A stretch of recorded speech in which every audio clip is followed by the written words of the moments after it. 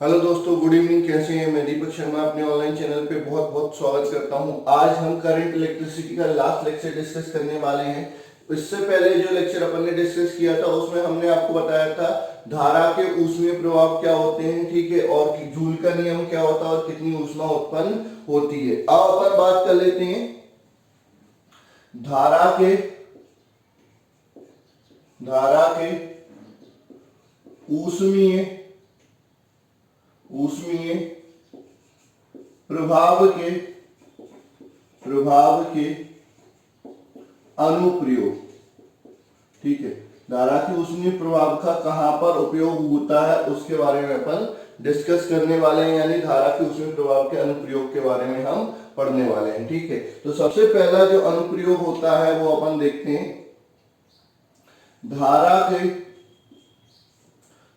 के ऊष्मीय प्रभाव का उपयोग प्रभाव का उपयोग ऊष्मीय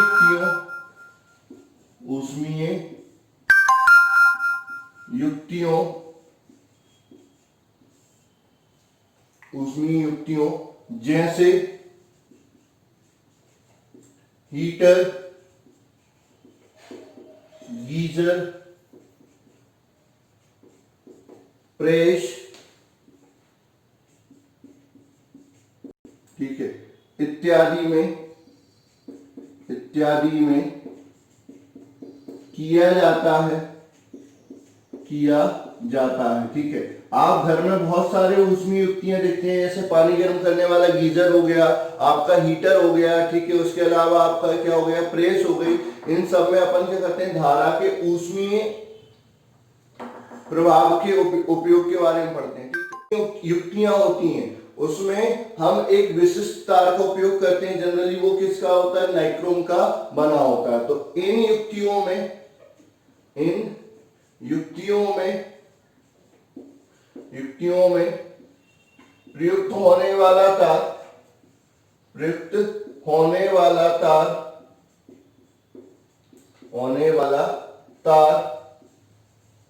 नाइक्रोम का बना होता है। नाइक्रोम का बना होता है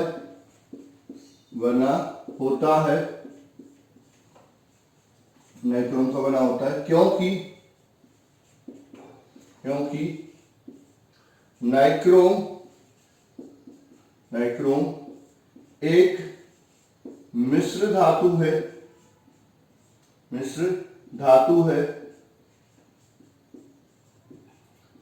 जिसके कारण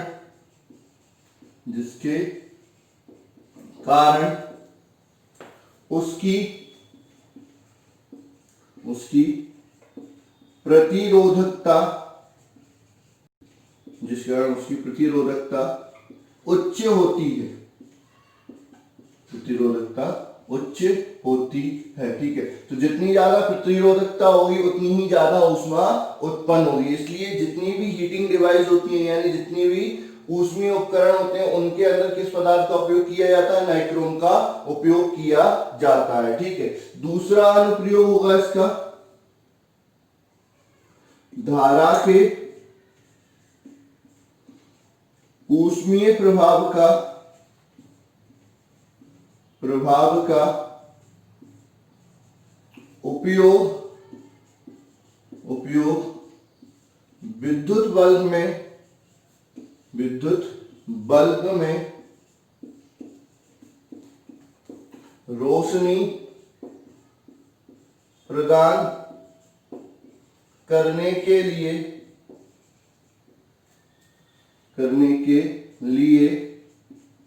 किया जाता है।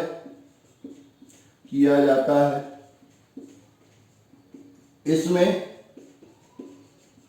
चालक के महीन मतलब बिल्कुल पतला तंतु को इतना गर्म किया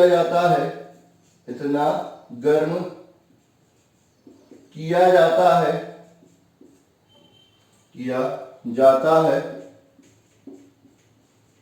कि वह प्रकाश ऊर्जा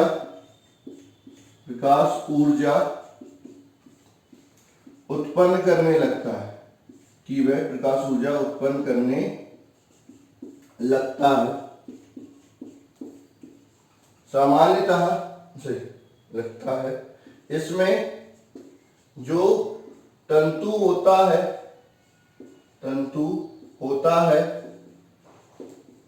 वह, इसमें जो तंतु होता है वह टंगस्टन धातु का बना होता है,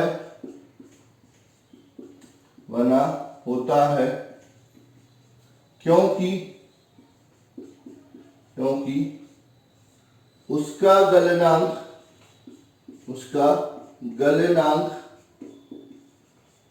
उच्च होता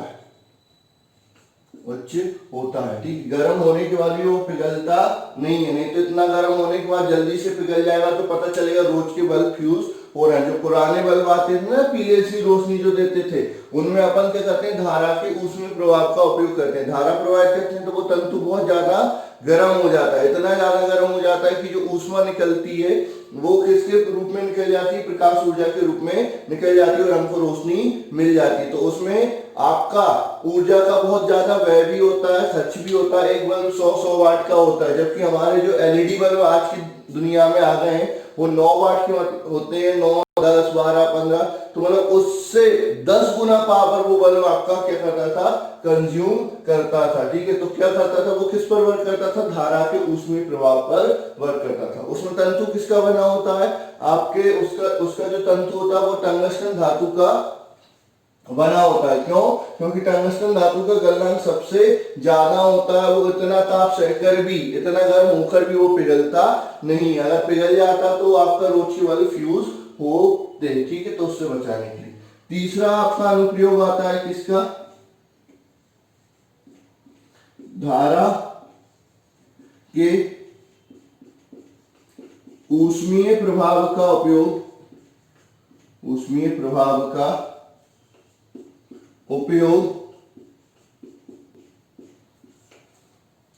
फ्यूज तार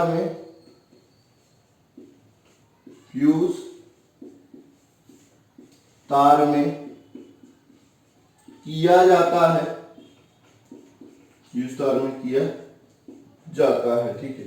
फ्यूज तार एक ऐसी युक्ति है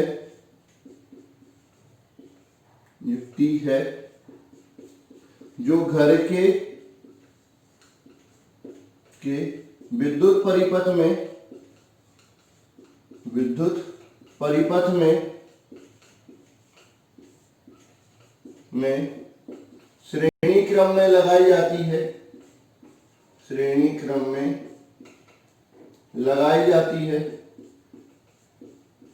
लगाई जाती है, जिससे कि उच्च धारा के प्रभाव से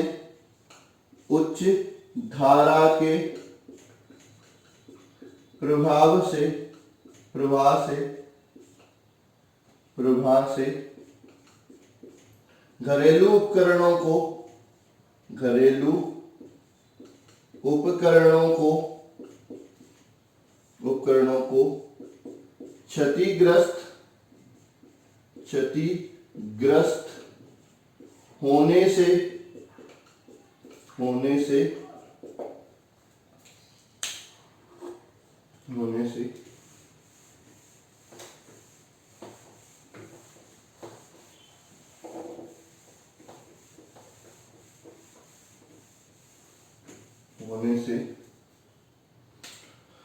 बचाया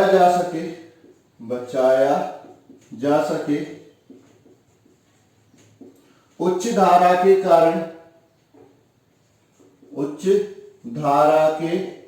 कारण यह प्रगलित होकर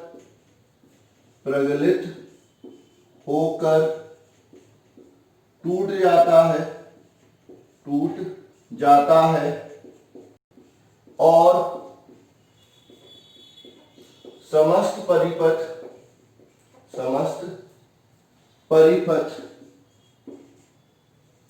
सुरक्षित रहता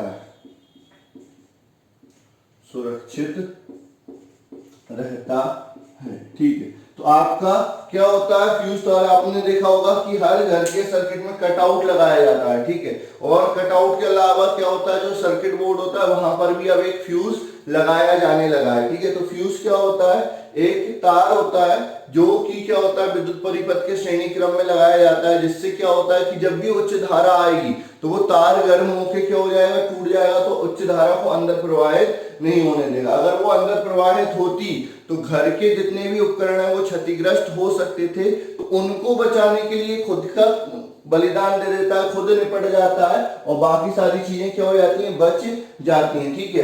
अब कोई आपसे पूछता है कि जो फ्यूज तार है उसके गुण क्या होने चाहिए, तो पहली बात उसकी प्रतिरोधकता यानी प्रतिरोध ज्यादा होनी चाहिए, ऊष्मा ज्यादा उत्पन्न होनी चाहिए उसमें। दूसरा, उसका गलनांक निम्न होना चाहिए। ठीक है। वो जल्दी से पिघल के टूट जाना चाहिए। तो क्या हो गई, प्रतिरोधकता ज्यादा होनी चाहिए और गलनांक निम्न होना चाहिए। ठीक है। इसके लिए तार की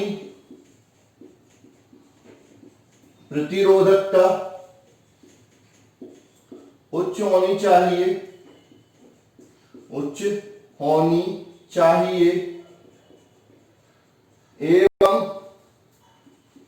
एवं गलनांक निम्न होना चाहिए। ठीक है, होना चाहिए। ठीक है। अब आपका क्या होना चाहिए, प्रतिरोधकता उच्च होनी चाहिए, गलनांक निम्न होना चाहिए। ठीक है। इसके लिए हम टिन तथा शीशे की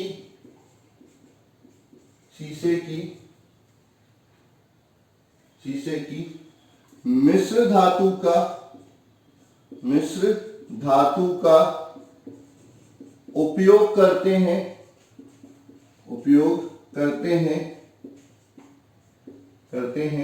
या तांबे एवं एल्यूमिनियम के महीन तार का उपयोग करते हैं।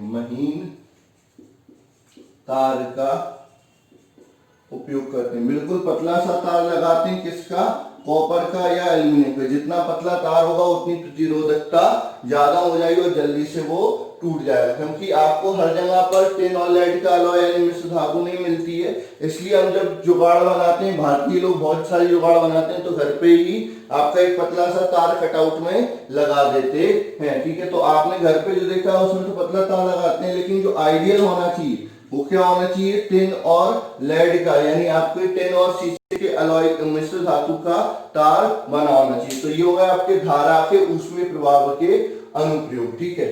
अब अपन बात कर लेते हैं किसकी, विद्युत शक्ति की। ठीक है। अगली हेडिंग लिखेंगे विद्युत शक्ति।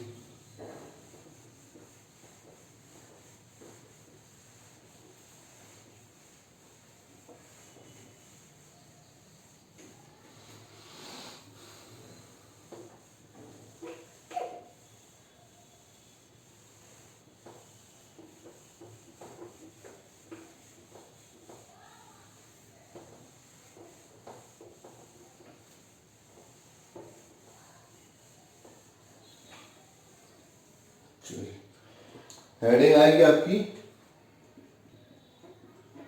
विद्युत शक्ति। क्या होता है, किसी विद्युत परिपथ में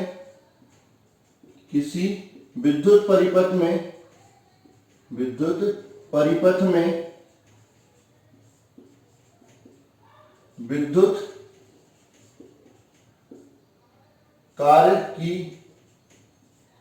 कार्य की दर को विद्युत शक्ति कहते हैं, विद्युत शक्ति कहते हैं। ठीक है, तो किसी विद्युत परिपथ में विद्युत कार्य की दर को क्या कहते हैं बेटा? विद्युत शक्ति कहते हैं। इसे P से प्रदर्शित करते हैं। ठीक है, तो विद्युत शक्ति बराबर विद्युत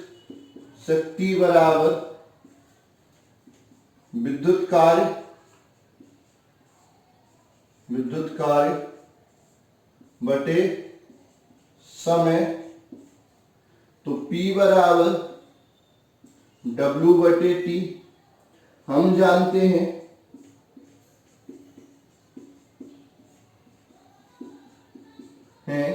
कि W बराबर क्या होता है? Q into V। तो P बराबर QV upon T। Q upon T क्या होता है? I। तो P बराबर क्या हो जाएगा? V into I। शक्ति का ये एक सूत्र हो जाएगा।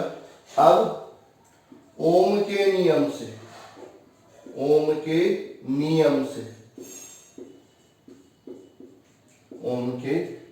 से क्या हो जाएगा? V बराबर IR। ठीक है, ये मान यहां पर रख दो। तो P बराबर IR गुणित I। तो P बराबर एक और सूत्र हो जाएगा I स्क्वायर R। ये विद्युत शक्ति का एक नया सूत्र हो गया। ठीक है, पुनः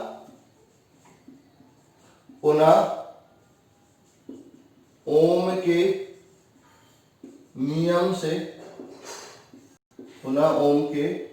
से क्या होता है? V बराबर IR। तो I बराबर क्या हो जाएगा? V बटे R।